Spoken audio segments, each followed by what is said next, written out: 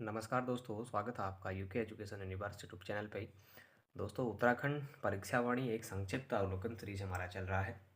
इस बीच 9 से 10 वीडियो हमारे यूट्यूब चैनल पे अपलोडेड हो चुके हैं, जिसका अलग से एक प्लेलिस्ट बना हुआ है। यदि अगर आप लोगों ने पहले से वो वीडियोज़ नहीं देखी हैं तो प्लेलिस्ट का लिंक मैं वीडियो के डिस्क्रिप्शन बॉक्स पर डाल दूँगा, आप लोग जाके वहाँ से देख सकते हैं। साथ ही दोस्तों, अगर आप लोग उत्तराखंड से संबंधित किसी भी परीक्षा की अगर तैयारी कर रहे हैं तो हमने हिंदी की एक बहुत बेहतरीन बुक को कवर किया हुआ है, जो राजपाल सिंह सर की बुक है, जिसमें आपकी थ्योरी सेशन और एमसीक्यू सीरीज़ दोनों ही हमारी कंप्लीट हो चुकी हैं। दोनों के ही प्लेलिस्ट का लिंक मैं वीडियो के डिस्क्रिप्शन बॉक्स पर डाल दूंगा, आप लोग जाके वहां से उनको भी वॉच कर सकते हैं। दोस्तों, आज हम शुरू करने वाले हैं फिर से ऐतिहासिक अध्ययन, यानी कि ऐतिहासिक संक्षिप्त की जो आपका परीक्षावाणी एक संक्षिप्त अवलोकन चल रहा है।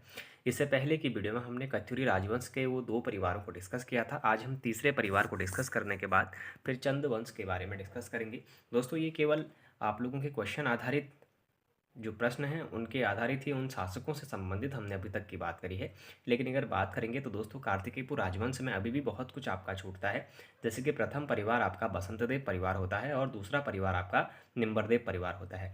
वहीं अगर तीसरे परिवार की बात करेंगे तो दोस्तों, सलोड़ादित्य परिवार आपका आता है। उसके बाद अगर बात करेंगे तो चैप्टर हमारा यहीं पर ख़त्म नहीं होता है, बल्कि जो आपका आदिगुरु शंकराचार्य का आगमन है या फिर कार्तिकेयपुर राज का जो प्रशासन है, कार्तिकेय राज के जो पदाधिकारी हैं, वो सभी चीज़ें हम जब हिस्ट्री को कवर करेंगे तो उस समय आप लोगों के साथ डिस्कस करेंगे।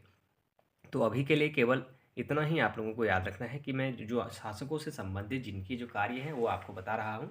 बाकी की जितनी चीज़ें हैं, चाहे वो प्रशासन से संबंधित है या फिर मंदिरों से निर्माण संबंधित है या पदाधिकारी से संबंधित है, तो ये इंपॉर्टेंट चीज़ें हैं। जैसे ही हमारी वन लाइनर सीरीज खत्म होगी तो मैं आप लोगों को वो चीज़ें बताने का प्रयास करूँगा। दोस्तों देखिएगा, अगर तृतीय परिवार के अगर मैं बात करूँ तो हमने लिखा नहीं है इसमें, लेकिन जो तृतीय परिवार है वो आपका सलोड़ादित्य परिवार होता है। आप लोग ध्यान रखिएगा, तीसरा जो आपका परिवार होता है वो आपका सलोड़ादित्य परिवार होता है। और सलोड़ादित्य जो परिवार है दोस्तों, इसकी जो स्थापना करी जाती है वो आपका इच्छरदेव के द्वारा करी जाती है। अच्छा दोस्तों, जो इच्छरदेव था इसकी पत्नी का नाम हमारा सिंधु देवी के रूप में जाना जाता है। और इच्छरदेव के बाद दोस्तों क्रमशः जैसे हमारा देशदेव है, पद्मदेव है, ये हमारे शासक बनते हैं। और सलोड़ादित्य वंश का जो अंतिम शासक होता है वो आपका सुभिक्ष राजदेव होता है। देखिएगा, सुभिक्ष राजदेव, सुभिक्ष राजदेव आपका अंतिम शासक कत्यूरी राजवंश का देखने को मिलता है। और ये कार्तिकेयपुर राजवंश का दोस्तों 14वां शासक के रूप में हमारा जाना जाता है। अब कहीं कहीं पर ऐसा भी कहा जाता है दोस्तों, जो हमारा सुभिक्ष राजदेव था उसने अपनी राजधानी कार्तिकेयपुर के उपखंड में सुभिक्षपुर बनाई थी। और सुभिक्ष राजदेव के किसी वंशज ने अल्मोड़ा की जो गोमती घाटी है वहाँ पर अपनी राजधानी बनाई थी, ऐसा देखने को मिलता है। लेकिन देखा जाए तो दोस्तों, अल्मोड़ा की गोमती घाटी क्यों कह रहा है, मैंने आपको इससे पहले भी बताया था, क्योंकि जो पहले अल्मोड़ा और बागेश्वर था वो दोनों हमारा एक ही क्षेत्र था। बाद में जब उनको अलग अलग जनपदों में विभाजित करा गया तो उसके बाद जो गोमती है वो वाला जो क्षेत्र है वो आपके बागेश्वर जनपद में देखने को मिला है। तो बात करेंगे तो दोस्तों, क्या कहता है कि सुबक्ष राजदेव के किसी वंशज ने अल्मोड़ा की जो गोमती घाटी है वहाँ पर अपनी राजधानी बनाई करा है। और बैजनाथ शिलालेखों में बैजनाथ का नाम कार्तिकेयपुर मिलता है करा। कार्तिकेयपुर क्यों मिलता है, क्योंकि उन्होंने अपनी राजधानी को वहाँ पर स्थानांतरित करी, तो उसी कारण जो बैजनाथ शिलालेख हैं उनमें बैजनाथ का जो नाम है वो कार्तिकेयपुर के रूप में देखने को मिलता है। अगर बात करेंगे तो दोस्तों, हम कार्तिकेयपुर वंशज के चतुर्थ परिवार कह सकते हैं, आप कह सकते हैं, क्योंकि लेकिन प्रमाणित नहीं है, तो हम लोग केवल 3 ही परिवार उसके मानते हैं। बैजनाथ लेखों में इस वंश के शासकों के नाम क्रमशः लखनपाल देव, इंद्रपाल देव, त्रिभुवनपाल देव आदि मिलते हैं। अब जो त्रिभुवनपाल है या फिर लखनपाल है, इंद्रपाल है, तो इनको एक चौथा वंश कार्तिकेयपुर राजवंश का भी माना जाता है गैराव, लेकिन ऐसा कुछ नहीं है। केवल हमें किताबों में अभी तक 3 ही वंश देखने को मिले हैं, जो 3 वंशों या फिर 3 परिवारों के बारे में जो हमने बात करी हुई है। दोस्तों, आज हम शुरू करने वाले हैं चंदकाल या फिर चंद शासन, और उससे संबंधित जितने भी हमारे टॉपिक हैं आज हम उसमें डिटेल वाइज डिस्कस करने वाले हैं। तो मैं उम्मीद करता हूं कार्तिकेयपुर राजवंश के जो जितने शासक थे, शासकों से संबंधित हमने आपके सिलेबस में सारी ही चीज़ें कवर करी हैं और आपको वो चीज़ें समझ भी आई होंगी। अब देखिएगा, और आज का जो पहला ही क्वेश्चन है वो है आपका कि कुमाऊं क्षेत्र पर कत्यूरियों के बाद की स्थापित हुई, यानी कि किसके शासक जो है वो सत्ता स्थापित होती है। तो दोस्तों, कुमाऊं क्षेत्र में कत्यूरियों के बाद किसकी सत्ता स्थापित होती है, तो दोस्तों ये सोमचंद के नेतृत्व में चंदवंश की जो सत्ता है वो स्थापित हमारी देखने को मिलती है। अच्छा दोस्तों, अगर सोमचंद के नेतृत्व में जो आपका चंदवंश बनता है तो सबसे पहले देखते हैं कि चंदवंश की जो स्थापना है वो कहाँ से होती है। तो दोस्तों, ये आपकी चंपावत से होती है, हमारी चंपावत के जो राजबुंगा नामक किला है, तो वहाँ से चंद वंश की स्थापना होती है। चंदों का मूल जो निवास है दोस्तों, वो गंगा पार झूसी था और काली कुमाऊँ चंपावत का उस समय उपनाम था। अब काली कुमाऊँ चंपावत का उपनाम देखने को मिलता है। और चंदवंश के इतिहास के स्रोत बालेश्वर मंदिर में क्रांचल देव के लेख, गोपेश्वर त्रिशूल लेख व बास्ते ताम्रपत्र से भी देखने को मिलता है। वहीं बात करेंगे तो मझेड़ा ताम्रपत्र से चंद वंश के जो बम शासक थे उनका संबंध का पता चलता है। और जो बास्ते अभिलेख है दोस्तों, उसमें मांडलिक राजाओं की सूची संबंधित है। लगभग वो 10 राजा बताए जाते हैं। मांडलिक सूची कहने का मतलब है कि ऐसे राजा जो किसी दूसरे अन्य शासक को अपना कर देते थे, जैसे डोटियों को, उस समय पे डोटियों का ही शासन हमारा देखने को मिलता था। जो नेपाली शासक होते थे उनको, जो हमारे चंद राजा थे उनके द्वारा जो कर दिया जाता था, उसी को हमारा मांडलिक राजा होने का जो प्रमाण है वो दिया जाता है। तो केवल 10 राजा उसमें हमारे गिने जाते हैं। अगर देखा जाए तो दोस्तों मोनाकोट ताम्रपत्र चंद शासकों के करों से संबंधित भी हमें देखने को मिलता है। और जो चंदों की प्रारंभिक राजधानी थी वो चंपावती नदी के तट पर थी। और यहाँ पर राजधानी अल्मोड़ा स्थानांतरित की गई थी। अब अल्मोड़ा किसके द्वारा की गई थी, आगे हम विशेष इस पर चर्चा करेंगे।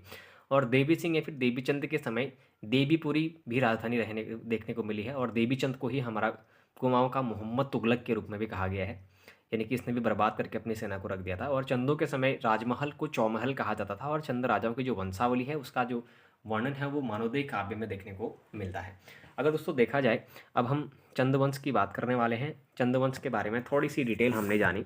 अब बात करेंगे हम सोमचंद की। तो दोस्तों सोमचंद ने चंदवंश की स्थापना करी। तो ये सोमचंद था कौन? तो दोस्तों सोमचंद हमारा जो शासक था वो 10वीं शताब्दी में लोहाघाट के आसपास जो सुई नामक राज्य है उसकी स्थापना करता है। और सुई राज्य पर ब्रह्मदेव का शासन था उस समय के लिए। अगर देखा जाए तो जो लोहाघाट था, लोहाघाट में आपका एक सुई राज्य था। वहाँ पर जो आपके अंतिम जो कत्यूरी शासक माने जाते हैं ब्रह्मदेव, ब्रह्मदेव का उस समय वहाँ पर शासन चल रहा था। और ब्रह्मदेव ने अपनी पुत्री का जो विवाह है वो सोमचंद से किया था। और चंपावत की जो कोतवाल छावनी है उसको दहेज स्वरूप उनको भेंट किया। और चंद्रवंश का जो संस्थापक उसके बाद माना गया तो वो आपका सोमचंद माना गया। ठीक हो गया, सोमचंद उसके बाद आपका चंद्रवंश का संस्थापक माना गया। अगर उसके बाद देखें दोस्तों सोमचंद के बारे में, तो दोस्तों ये आपका कन्नौज नरेश का भाई था। और सोमचंद प्रयाग के शासक चंदपाल फूर वंशज का ये देखने को मिलता है। तो क्वेश्चन पूछे जाते हैं कि सोमचंद किस वंशज का था? तो दोस्तों ये फूर वंशज का था, इससे पहले क्वेश्चन बना है। और एटकिंसन, वाल्टन और बद्रीदत्त पांडे ने चंदों का जो मूल निवास है उसे निकट झूसी के आसपास का बताया है। और सोमचंद शिव का उपासक था। ये क्वेश्चन मोस्टली टाइम पूछा जाने वाला है कि सोमचंद किसका उपासक था? तो दोस्तों ये आपका शिव का उपासक था। अब क्वेश्चन ऐसे नहीं पूछा जाता है कि वह कौन सा शासक था जो शिव का उपासक भी था। उसमें सोमचंद अगर ऑप्शन में आता है तो आप लोग उसको जरूर आंसर करते हैं। फिर अगर बात करें तो दोस्तों सोमचंद के समय कुमाऊं का जो शासक था तो वो कौन था? ब्रह्मदेव था, मैंने आपको बता दिया है। बाकी दोस्तों जो चंपावत में कोतवाली छावनी है वहाँ पर सोमचंद द्वारा एक राजबुंगा का किला बनाया जाता है और वहीं से चंदवंश की स्थापना करी जाती है। अब सोमचंद के जो 4 किलेदार थे दोस्तों, 4 किलेदार थे, उनके नाम आप लोगों ने मोस्टली टाइम सुना होगा। जिनने नहीं सुना है मैं आप लोगों को बताऊंगा कि जो उसके 4 किलेदार उसने अपने नियुक्त किए तो उनमें कार्की, बोरा, तड़ागी और चौधरी जो है वो मूलतः नेपाल के थे, जिन्हें चाराल भी कहा जाता था। अब देखा जाए तो दोस्तों सोमचंद ने मेहरा और जो फरत्याल थे उनको मंत्री और सेनापति के रूप में भी नियुक्त करा था। और मेहरा लोग कोटलगढ़ व फरत्याल लोग डूंगरी में रहते थे, कहता है। सोमचंद ने ग्रामीणों में बूढ़ा व सयानों की नियुक्ति करी थी। ग्रामों के लिए सोमचंद ने क्या करा? ग्रामों में बूढ़े व सयानों की नियुक्ति करी। और सोमचंद डोटी के राजा को कर दिया करता था। मैंने बोला ना मांडलिक राजा था सोमचंद, एक मांडलिक राजा था, यानी कि डोटी के जो राजा है उनको ये कर देता था। तो अगर देखा जाए तो डोटी के मल्लवंशीय थे जिन्हें रैंका भी कहा जाता। अब डोटी के जो मल्लवंशी उनको रैंका, राजाओं को रैंका के रूप में जाना जाता था। और सोमचंद के समय जयदेव मल्ल डोटी का या फिर नेपाल का शासक था। ये क्वेश्चन पूछा जाता है कि सोमचंद के समय डोटी या नेपाल का राजा कौन था? तो दोस्तों ये आपका जयदेव मल्ल था। इसको आप लोग जरूर याद रखेंगे, क्वेश्चन पूछा जाता है। तो जयदेव मल्ल जो है ये सोमचंद के समय जो आपका डोटी है या फिर नेपाल है वहाँ के शासक के रूप में जाना जाता है।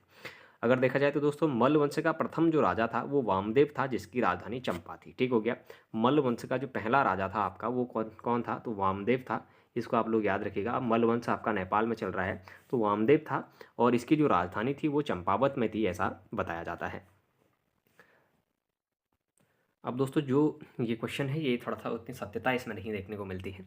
अगर मैं ऐसा कहूँ कि सोमचंद ने चंदवंश की स्थापना कब की, तो दोस्तों अगर देखा जाए तो अलग अलग किताबों का अलग अलग देखने को मिलता है, लेकिन 1020 से लेके 1025 के आसपास में सोमचंद ने चंदवंश की स्थापना करी, ऐसा देखने को मिलता है। इसी बीच की होगी ऐसा माना जाता है। ठीक हो गया।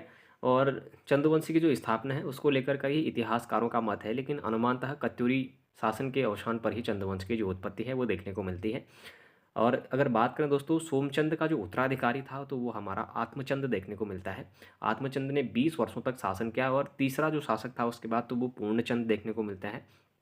पूर्णचंद ने दोस्तों 1066 से लेकर 1084 तक शासन किया। अब उसी के अकॉर्डिंग चल रहे हैं हम, जो सन मैं आपको बता रहा हूँ उसी के अकॉर्डिंग चल रहे हैं। अगर ऐसा कुछ रहता है कि आप लोगों को कोई और अगर डेट देखनी है उसमें तो आप लोग अपने अनुसार देखिएगा, क्योंकि अब सारे ही चीज़ें प्रमाणिकता नहीं हो सकती हैं और शायद ये चीज़ें पूछी भी नहीं जाती क्योंकि इन पर विवाद खड़े हो जाते हैं। तो देखिएगा दोस्तों उसके बाद हम फिर शुरू करने वाले हैं नेक्स्ट क्वेश्चन, जो आपका चौथा आपका शासक देखने को मिलेगा। पूर्णचंद के बाद फिर आता है आपका इंद्रचंद। तो चंद्रवंश के किस शासक ने रेशम का वस्त्र उत्पादन शुरू कराया था? अब आप लोग बोलेंगे कि आपने 2-3 क्वेश्चन तो छोड़ ही दिए, तो वो आपके एग्ज़ाम की दृष्टि के लिए इम्पोर्टेंट भी नहीं है क्योंकि उनके इतने बड़े कोई कार्य नहीं थे, तो कार्यों की जो पुष्टि है वो भी नहीं हो पाई, तो उस वजह से भी उन जो शासक हैं उन पर विशेष चर्चा नहीं करी जाती है। केवल आप लोग इतना ही याद रखिएगा कि सोमचंद के बाद आत्मचंद आता है जो उसका पुत्र है, और आत्मचंद के बाद पूर्णचंद आता है, और पूर्णचंद का जो उत्तराधिकारी था वो आपका इंद्रचंद के रूप में जाना जाता है। इतना आप लोग याद रखेंगे। तो अब हम बात करने वाले हैं चंद्रवंश के किस शासक ने रेशम व वस्त्र का उत्पादन शुरू कराया था? तो दोस्तों रेशम व रेशमी वस्त्र के जो कपड़े हैं, जो उत्पादन है, उसको शुरू करने का जो श्रेय जाता है वो आपका इंद्रचंद को जाता है। अब देखिएगा दोस्तों कि इंद्रचंद एक तो हमारा कौन सा राजा था, कौन से क्रम का था? 4th क्रम का था, मैंने आपको बताया था। ये दोस्तों थोड़ा सा क्रम याद रखने बहुत ज़रूरी हो जाते हैं उत्तराखंड की हिस्ट्री में। तो एटकिंसन कहते हैं कि इंद्रचंद ने रेशम उत्पादन का जो कार्य है उसको प्रारंभ किया था। अब ये क्वेश्चन आपके लिए इम्पोर्टेंट इसलिए है कि रेशम का उत्पादन किसने करा था? आप लोग सभी ये चीज़ तो समझ जाते हैं कि ये चीज़ अभी तक के लिए अगर आप लोगों ने एक बार भी हिस्ट्री पढ़ी है तो रेशम की खेती उत्पादन करने वाला चंद शासक कौन था? तो इंद्रचंद, सभी लोग याद कर लेते हैं। लेकिन क्वेश्चन अब ये बनेगा कि चंद्रवंश में रेशम व रेशमी वस्त्र बनाने वाला इंद्रचंद को रेशम उत्पादन करने का जो श्रेय है वो किसके द्वारा दिया गया? तो दोस्तों ये एटकिंसन के द्वारा रेशम के उत्पादन और रेशमी वस्त्र बनाने का कार्य प्रारंभ करने की जो संज्ञा है वो इंद्रचंद को हमारी दी जाती है। तो ये क्वेश्चन थोड़ा सा अब इंपॉर्टेंट रहेगा, तो एटकिंसन को भी आप जरूर याद रखिएगा। अगर देखा जाए तो दोस्तों इंद्रचंद के 3 व्यापारिक संबंध भी स्थापित इसके द्वारा करे जाते हैं, और इंद्रचंद का जो उत्तराधिकारी होता है वो आपका संसार चंद होता है। अगर संसार चंद के बाद देखें तो दोस्तों सुधाचंद आता है, हरिचंद आता है, बीणाचंद ऐसे गद्दियों में बैठते रहते हैं। फिर देखिएगा अगर बात करेंगे नेक्स्ट क्वेश्चन की, तो क्वेश्चन नंबर 165 है। 10वीं शताब्दी के अंतिम चरण से 1562 ईस्वी तक चंदों की राजधानी थी। तो दोस्तों 10वीं शताब्दी यानी कि मैंने आपको जैसे बताया था 1020 से 1025 के बीच में जो चंदवंश की स्थापना होती है, तो 10वीं शताब्दी के अंतिम चरण तक यानी 1562 ईस्वी तक चंदों की जो राजधानी रही है वो आपकी चंपावत में ही देखने को मिलती है। इसके बाद जो आपकी चेंज होती है तो देखिएगा कहाँ पर चेंज होती है कि 1563 ईस्वी में चंदवंश की किस शासक ने अपनी राजधानी चंपावत से अल्मोड़ा बनाई थी? तो दोस्तों ये किसके द्वारा बनाई गई? तो ये बालो कल्याण चंद के द्वारा हमारी बनाई जाती है। अच्छा दोस्तों, बालो कल्याण चंद हमारा कौन शासक था और कौन से क्रम का था, इसने क्या कार्य किए उसके बारे में भी डिस्कस कर।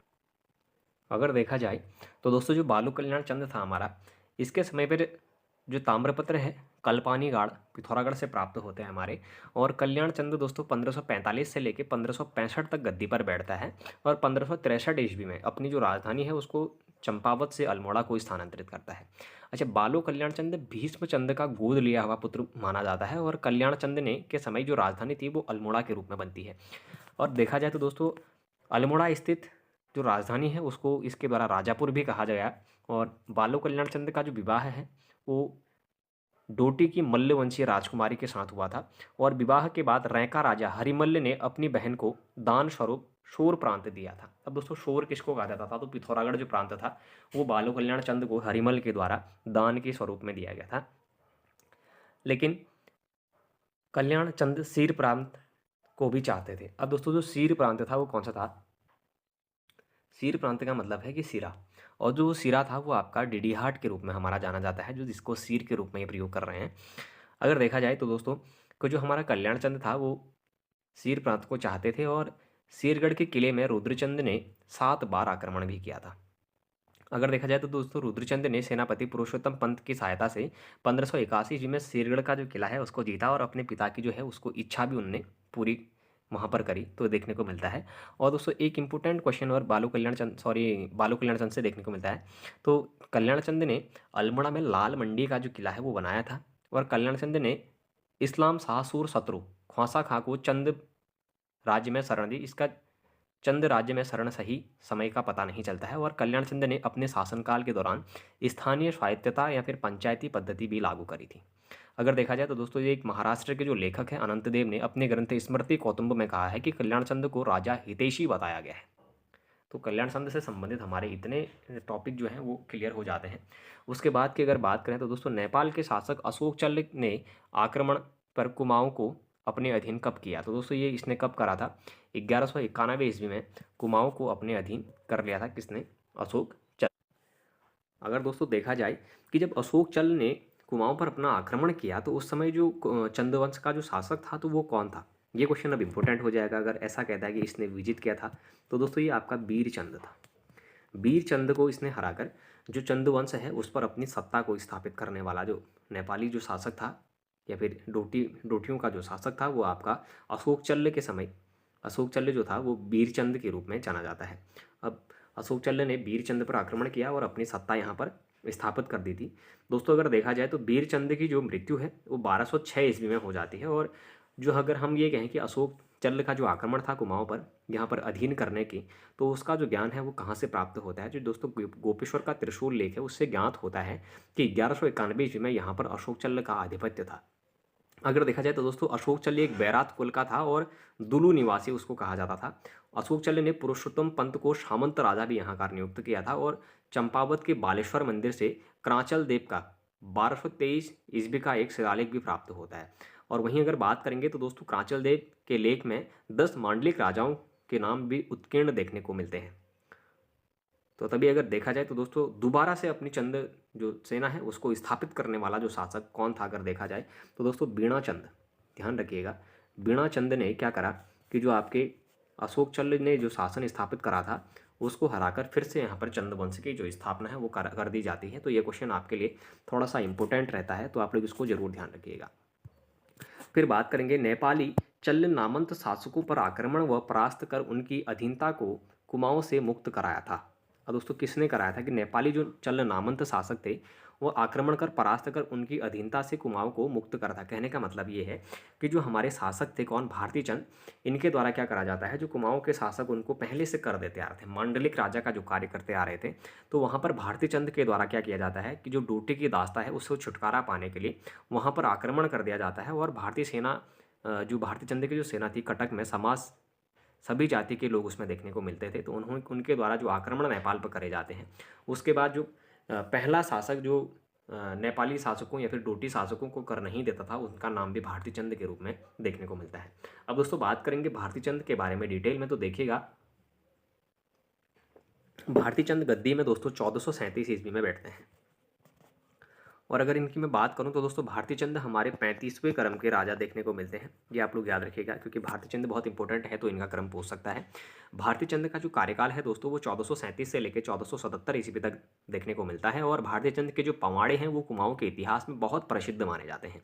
अब वह कौन सा शासक था जिसके पवाड़े कुमाऊं क्षेत्र में प्रसिद्ध माने जाते हैं? क्वेश्चन पूछा जाता है। तो दोस्तों भारती चंद आप लोग याद रखेंगे। दोस्तों पवाड़ों में भारती चंद व कुमाऊं की वीरांगना भागनध्योना के बीच द्वंद्व युद्ध का वर्णन मिलता है। और भारतीय चंद इस वंश का सबसे पराक्रमी और साहसी राजा के रूप में देखने को मिलता है। अच्छा दोस्तों चंद्रवंश का सबसे पराक्रमी राजा, अगर आप लोगों से क्वेश्चन पूछा जाए कि चंद्रवंश का सबसे पराक्रमी और साहसी राजा की अगर बात करें तो ये आपका भारती चंद के रूप में हमें देखने को मिलता है। वहीं बात करेंगे तो भारती चंद ने डोटी की जो दास्ता थी दोस्तों उससे छुटकारा पाने के लिए डोटी राज्य पर आक्रमण किया था, जो सफल आक्रमण के रूप में जाना जाता है। भारती चंद की सेना का कटक में समाज के सभी जाति के लोग भी कटक बोले तो सेना या फिर कटक का मतलब सेना से ही है, तो समाज में जो सभी जाति के लोग थे, क्वेश्चन पूछा जाता है किस चंद शासक के शासनकाल में उसकी सेना में सभी जातियों के लोग सम्मिलित थे? तो दोस्तों भारती चंद क्वेश्चन का आंसर देखने को मिलता है। और डोटी आक्रमण के दौरान चंद सेना का पहला जो पड़ाव था वो सूर कटुकानौला। अब कटुकानौला देव सिंह फील्ड के आसपास का जो क्षेत्र है वो माना जाता है, ये पिथौरागढ़ जनपद में हमारा देखने को मिलता है। और दूसरा पड़ाव काली नदी के किनारे बालीचौड़ में देखने को मिलता है। कहता है भारती चंद ने 12 वर्षों तक डोटियों पर घेरा डाला था और भारती चंद ने डोटी विजय 1451 से 1452 में मिली थी। ये आप लोग याद रखिएगा, क्या पता कभी क्वेश्चन पूछ सकता है कि जो भारती चंद के द्वारा डोटियों पर जो विजित करा था वो कब करा था। तो दोस्तों 1451 से 1452 ईस्वी के आसपास में ये हमें बताया जाता है। वहीं बात करेंगे तो दोस्तों डोटी अभियान के तहत नायक जाति की उत्पत्ति भारती चंद के द्वारा करी गई थी। दोस्तों नायक जाति की उत्पत्ति किस समय हुई थी, तो दोस्तों ये आपकी जो डोटी अभियान हमारा चल रहा था उस समय होती है और भारती चंद का समय काल उस समय देखने को मिलता है। दोस्तों उसके बाद देखें तो भारती चंद ने अपने पुत्र जो रत्नचंद है उसकी सहायता से सोर सिरा और जो थल का आदि क्षेत्र था उसको भी जीतने का जो श्रेय है वो उन्हीं को जाता है। और खेतीखान ताम्रपत्र में, खेतीखान बोले तो चंपावत का ये एक क्षेत्र देखने को मिलता है दोस्तों। खेतीखान ताम्रपत्र में भारती चंद के दूसरे जो पुत्र है सुजान कुंवर का भी उल्लेख देखने को मिलता है। तो दोस्तों आज के लिए हमारा इतना बहुत है। कल हम बात करेंगे क्वेश्चन नंबर 170 से लेके आगे के क्वेश्चनों पे। आज हमने भारती चंद के तक के जो शासक हैं उन पर डिस्कस किया। आप लोग डिटेल में इन सभी राजाओं पर, इन सभी शासकों पर मैंने चर्चा करने का प्रयास करा है। जब हम हिस्ट्री करेंगे तो बहुत प्यार से उन चीज़ों को कवर करते हुए चलेंगे। एक दिन का केवल एक ही शासक करेंगे और उनके बारे में जितनी भी चीज़ें परीक्षा से संबंधित सम्मिलित होती हैं उन सभी चीज़ों पर डिस्कस करेंगे। फिलहाल के लिए इतना ही। यदि अगर आप लोगों को ये वीडियोस पसंद आती है तो आप लोग चैनल को जरूर सब्सक्राइब करें, अपने दोस्तों के साथ चैनल को जरूर शेयर करें, बाकी लाइक करें, कमेंट करें और बने रहिएगा UK education universe YouTube channel के साथ। धन्यवाद।